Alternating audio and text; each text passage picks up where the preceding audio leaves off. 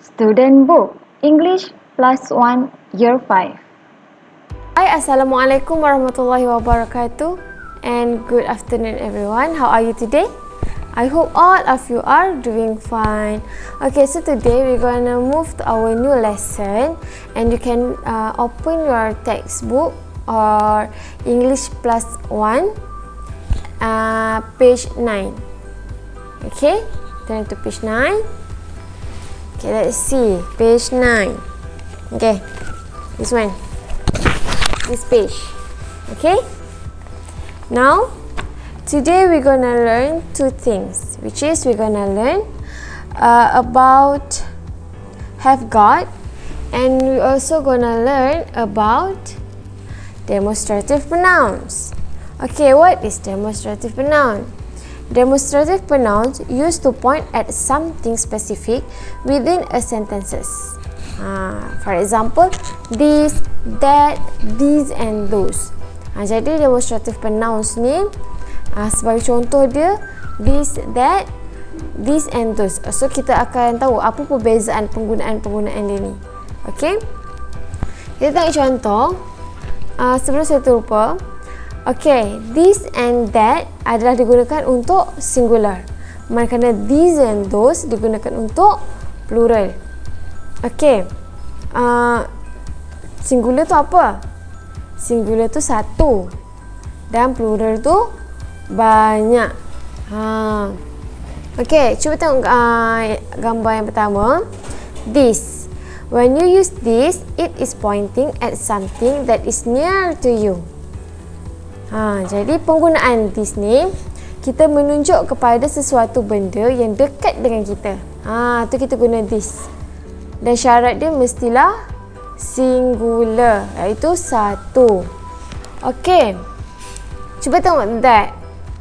When you use that, it is pointing at something that quite far away from the point you standing.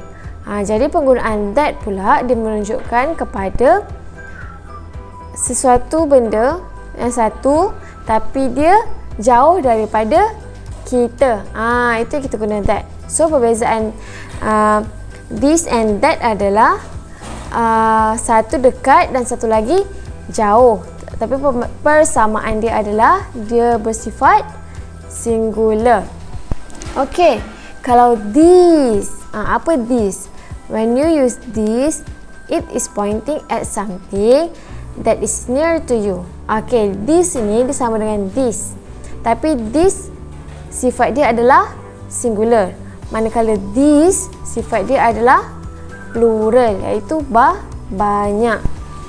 Okay, dan yang terakhir, those. When you use those, it is pointing at something that quite far away from the point you standing. Jadi those ni disama dengan that. Kita tunjuk sesuatu benda tu dalam distance ataupun jarak yang jauh. Tapi kalau that tadi dia adalah bersifat singular. Tapi kalau those ni dia bersifat plural. Cuba tengok buku tu ada 3 kan. Jadi dia bersifat plural. Okay, cuba tengok example. Cuba jawab. This or those your pen under the teacher's chair. Okay, so kita tak ada gambar. Macam mana kita nak tahu itu adalah this ataupun those? Kalau this tadi dia singular, kalau those tadi dia plural. Betul tak? Kalau this tadi dia dekat, kalau those tadi dia jauh. Macam mana nak bezakan? Okay, jawapan dia adalah this, sebab pen bersifat singular. Betul tak? Kalau pen bersifat singular, maksudnya kita menunjukkan sesuatu yang singular. Jadi kat sini yang singular adalah this. Okay, nombor 2. This and these books are mine. So mana satu jawapan dia? Kita tak ada gambar ni. Clue dia adalah books. Books tu dia bersifat singular ke plural? Dia bersifat plural. Sebab apa? Sebab kat books tu dia ada S. Jadi jawapan dia these. These book are mine. Okay, so tengok nombor 3. That or those is Maria's dad. Okay, ni macam mana nak tahu? That ke those? Kita tengok apostrophe S. Kalau apostrophe S macam tu, menunjukkan singular ke plural? Menunjukkan singular. Jadi jawapan dia adalah that. That is Maria's dad. Okay, so number 4. That or those pens are mine. Singular ke plural? That ke those? Jawapan dia adalah those. Sebab pen bersifat pens bersifat plural. Okey, jadi saya harap awak dapat membezakan antara penggunaan this, that, these and those. Okay, so we move to our new topic, which is has got and have got. Okay, has got dengan have got ni kita akan belajar. Ada 4 komponen yang kita akan belajar dalam tajuk has got and have got. Tapi kita macam ulang kaji je balik sebab tajuk ni awak dah belajar sebelum-sebelum ni. Okey, kita akan belajar tentang penggunaan affirmative, negative, answer and short answer. Affirmative, negative, question and short answer. Okey, cuba tengok box kat situ, table kat situ. Verb to be affirmative. Okey, awak sendiri dah tahu kan, affirmative ni adalah jawapan ataupun pernyataan yang menunjukkan yes. Manakala verb to be negative adalah pernyataan yang menunjukkan jawapan no. Jadi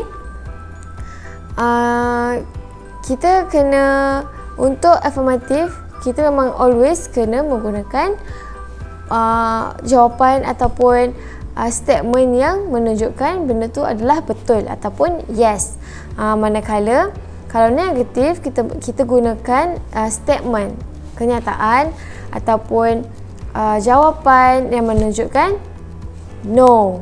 Okay, for example, she has got blue eyes. I have got mobile phone. Jadi itu menunjukkan ayat yang, kenyataan yang positif. Kalau no, he hasn't got blue eyes or I haven't got new car. Itu menunjukkan kenyataan negatif. Okey, cuba tengok seterusnya, question. Kalau question, have to split have and got. Okey, tadi kalau macam affirmative kan, dan negatif, has got ni dia adalah a pair, betul tak? Dia sepasang. Kalau negatif, hasn't got, dia pair. Tapi kalau untuk question, has got dengan have got kita splitkan dua. Cuba tengok dalam table ni. Has dulu, lepas tu kita masukkan subject pronouns, kemudian kita masukkan got. Sebagai contoh, she has got new baby. Faham? Kita letakkan subject pronouns di tengah-tengah antara has dengan got, have dengan got. Contoh ayat lain dia, have you got new car? Okay, so has got tu kita kena split daripada menjadi sepasang. Kan tadi kan has got dia sepasang kan, jadi kita kena split, kita kena bahagikan dia, kita kena asingkan dia. Okay, for the short answer, jawapan yes or no mestilah diletakkan sebelum subject pronouns. Dia yes or no subject pronouns. Lepas tu jawapan dia has got ataupun hasn't got. Okey, kalau yes, kita akan jawab dengan has got. Kalau no, kita akan jawab dengan hasn't got. Jadi yes or no ni mestilah diletakkan before subject pronouns. Okey, cuba tengok contoh untuk yes. Yes, she has got new baby. So, nampak tak kat situ yes dia dulu. Lepas tu dia letak subject pronouns. Lepas tu barulah has got ataupun hasn't got. Cuba tengok no. No, she hasn't got new baby.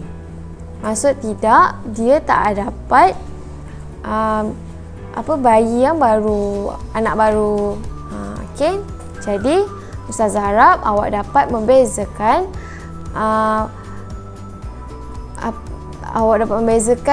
penggunaan this, that, these and those. Lepas tu penggunaan affirmative, negative, cara nak buat question dan juga cara untuk buat short answer. Okey, sebarang pertanyaan boleh saja WhatsApp dengan Ustazah terus. InsyaAllah Ustazah akan balas. Okey, semoga berjumpa lagi. Assalamualaikum. See you when I see you. Oh yeah, kids, it's time to say goodbye.